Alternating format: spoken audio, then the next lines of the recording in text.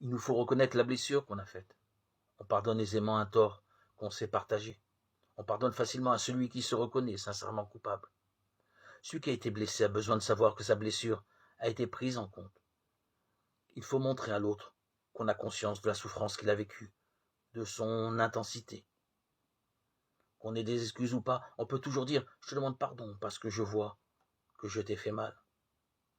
Il y a souvent à accepter de se reconnaître pécheur avec ses limites, ses faiblesses, même si l'image idéalisée qu'on a de soi peut en prendre un coup.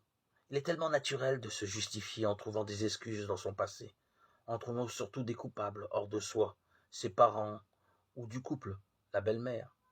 Il est important de s'engager dans un processus de vérité pour détecter ses torts personnels et humblement les reconnaître.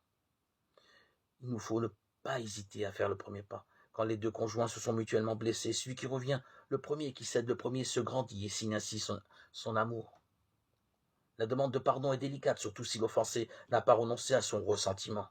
Cependant, dans des fautes limitées, le risque est faible d'être rejeté face à quelqu'un qui avoue ses torts. Il est difficile de rester de marbre.